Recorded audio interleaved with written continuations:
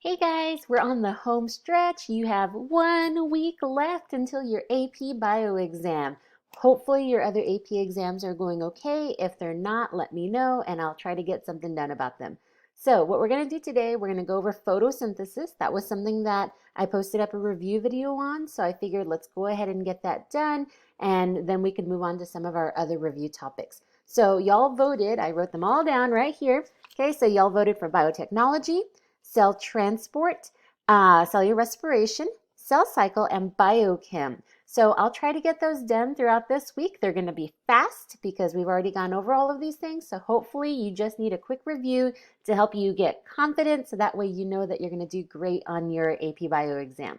All right, so let's go ahead and get started. If I can see my mouse. All right, so we're going to try to do photosynthesis in 5 minutes. Okay, so 5 minutes for photosynthesis. I can't make any promises, but we're going to be quick. All right, so what does it mean to be a plant? In order to be a plant, you need to go outside and photosynthesize. You need to collect some light energy and transform it into chemical energy. You also need to be able to store that light energy because you're not going to have a sunny day all the time. So like right now, I'm recording this, it just stormed. So you're not always going to have light, so you need to be able to store your energy. You need to get building blocks from the environment. So you need carbon, hydrogen, oxygen, nitrogen, phosphorus, potassium, sulfur, and magnesium. So we'll talk about all of our biomolecules a little bit later. You also need to make organic molecules. You need to be able to grow, you need to be able to sprout and move around. And so you need carbs, you need proteins, lipids, and nucleic acids. So with all of this, okay, you got light, you got ATP, you got glucose, okay, and carbon dioxide and water. All right, so how do we do all of this? We do this by photosynthesizing. Okay, so let's talk about this. How does photosynthesis work? So if we look at our basic plant structure, you need sunlight. So you're going to have your leaves, they're going to be your solar collectors, almost like little solar panels. You also need carbon dioxide. So you have little stomata underneath your leaves to open and close to allow for gas exchange. Water you're going to take up from the roots, and then you need nutrients that you're also going to take up from the roots. So if we look at our plant structure, we have these little chloroplasts. Chloroplasts are what gives your plant color. Okay, so chloroplasts are little pigment molecules that are filled with chlorophyll. So if we look inside of our chloroplasts, so we have right here our chloroplasts, you have an outside membrane and it's double layered. You also have your little thylakoids. So your thylakoids are your green pigment pancakes. And then you have the stroma, which is that jelly substance in between your thylakoids. And those structures are really important. We're going to find out later. So the reason why you need your thylakoid and then you have your membrane is because you have all of those green pigment molecules for your chlorophyll molecules. And it's going to allow you to absorb the sunlight. That way you can, use those electrons in order to, harvest your materials. You have your electron transport chain that we're going to talk about in a little bit, and you can make ATP with your ATP synthase enzyme. So your thylakoid membrane, the reason why we have all of those little green pancakes, there's plenty of room for reactions. So if this is just one thylakoid membrane and you have a bunch of stacks of those, you have all of that room for all of those chemical reactions to occur. So let's go ahead and talk about our light absorption. We have a lot of different types of pigments. So we have chlorophyll A, we have chlorophyll B, you have carotenoids, you have xanthophylls, and that's what gives all of those different colors in those plants. And so depending on what pigment molecule you have, you're going to be able to absorb a certain spectrum of sunlight. And so, the primary reason why plants are green is because if we look right here, okay, so our green pigments, which is our chlorophyll A and chlorophyll B, that's going to be our lower wavelength of light. And so we see those green pigments because it's reflecting that green light, but it can absorb everything else. And if I move my little picture right here, you could see it also absorbs that higher pigment of light too. And so because of that, having that chlorophyll molecule is really useful for the plant.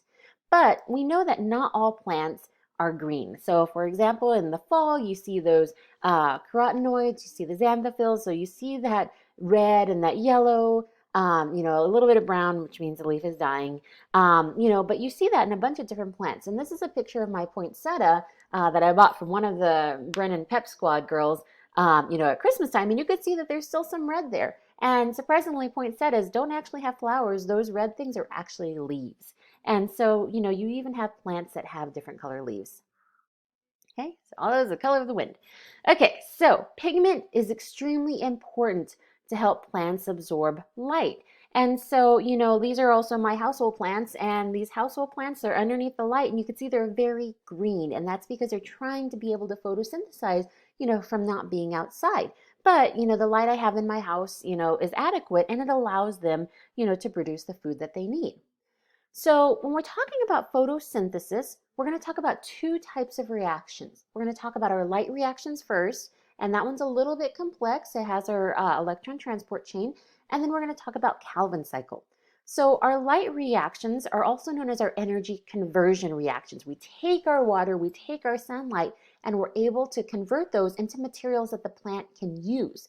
The Calvin cycle is using those materials, using the ATP, using the NADPH, and it's building sugar. So remember, one of the misconceptions is that the Calvin cycle used to be called a dark reaction. Okay, that doesn't mean it happens in the dark. Calvin cycle can happen at any time. All right, but the Calvin cycle is also known as the light independent reaction, and we'll talk about that a little bit more. So your electron transport chain, this one's a little bit confusing. So remember I told you about those little tiny green pigment molecules, your chlorophyll? So the purpose of those little green pigment molecules is they're full of electrons. And so what happens is the sunlight comes and filters down on those pigment molecules, and they get super, super, super excited. And so when that happens, those little electrons will just pop off. And so because the electrons are popping off, they have to go somewhere. And so in the process of those electrons popping off, the water has come in to that thylakoid. And those electrons are popping off so much, kind of like popcorn, that it splits apart the water. So if you think about water, H2O, okay, when it splits apart, you have oxygen and you have hydrogen. So your oxygen will actually be collected as a waste product from that plant, and it's going to be released through that stomata. And so those hydrogens are kept. The hydrogens are still needed to build up that gradient. And so if you look right up here, I have a little hydrogen gradient. So I have all of these little hydrogen protons, and they're just going to be collected. And remember, if you keep on building a gradient, they're eventually going to want to move somewhere. And so because of that, you end up having this hydrogen gradient, and it's going to cause your ATP synthase to work. So your hydrogens are going to go through your ATP synthase, and that's going to spin and create ATP, so that way it can be used for your next cycle. But that's only in one photosystem, so in one part of the thylakoid. So we have photosystem 2, that's the one that happens first. After that, we go to photosystem 1.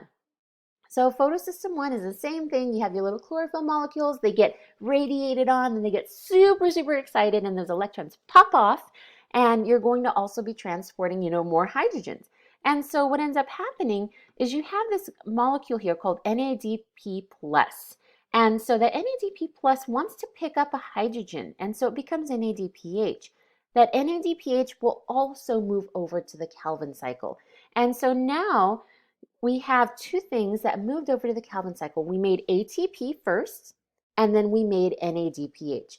Those are the two things. We harvested those products that we brought in, and now those two things are going to move over to the next process, which is the Calvin cycle. All right, so let's see here. All my little graphics. Okay, so for your summary, okay, so your electron transport chain is using light energy to make ATP and NADPH. Those two things move over to the Calvin cycle. The reason why this happens, you have your chlorophyll molecules in your photosystems. They're going to absorb the light. They're going to get super, super excited and pop off those electrons. And first, it's going to split apart water. So oxygen is released, and we breathe that in. Hydrogen is going to be moved over to help make that ATP and NADPH. Okay, so this is going to continue. That way you can make enough to move over to the Calvin cycle. So let's talk about the Calvin cycle. Calvin cycle is in the stroma. I had been talking about the thylakoids previously, but now we're in that stroma, that gooey part in between the green pancakes. So we needed ATP and we needed NADPH. We have both of those things from the light reactions, from our light-dependent reactions. So let's talk about the Calvin cycle. It's going to go through 3 different phases. First, you have carbon fixation. We talked about bringing in water. We talked about bringing in sunlight. We know plants also bring in carbon dioxide, and this is where it's going to happen. This is where you need to bring in that carbon dioxide to make that glucose. And so our first step is carbon fixation, bringing in that carbon dioxide. Second, you have reduction. You need to use that ATP and the NADPH in order to start creating your sugars. And then third, regeneration. So you need to reconstruct this because it's a cycle. You need to be able to be ready to bring in more carbon dioxide. So I'm going to go through the little cycle really quick. Remember, you don't need to know these byproducts. You don't need to know the intermediates. You don't even need to know the enzymes. You just need to know it's a cycle and what you're using, what you're creating. So first, we're going to start off with carbon dioxide. The plant is going to bring that in through the stomata, and it's going to bind to your RUBP. So you have an enzyme that brings in, it binds that carbon dioxide. So when that happens, it's going to collect a lot of carbon dioxide, and that carbon dioxide is going to begin to go through this cycle. So first we have carbon fixation. It's going to bring in the carbon dioxide and fix it so that way the plant can start working on it. So it's going to go through a couple of intermediates. We need to use ATP. Okay, my little picture is in the way right here. We're going to use ATP in order to process the carbon dioxide and process those intermediates.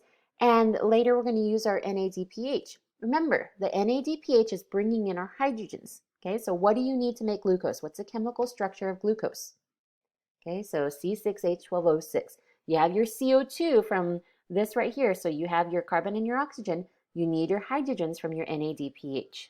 All right, so this is going to keep on going. Okay, you're going to have your NADPH drop off the hydrogens. That's reduction.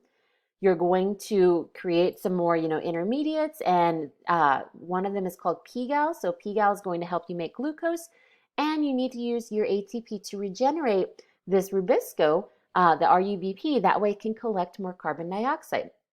So because this is a cycle, you need to go through this several times in order to make your glucose. Remember, so glucose is C6H12O6. You're only bringing in one carbon with CO2. Okay, and you need 6 of those. So this has to happen over and over again.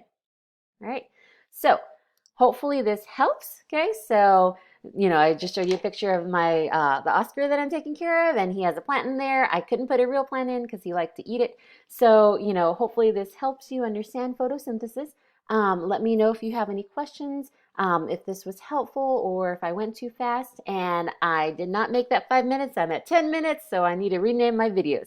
But I will see y'all later. Bye.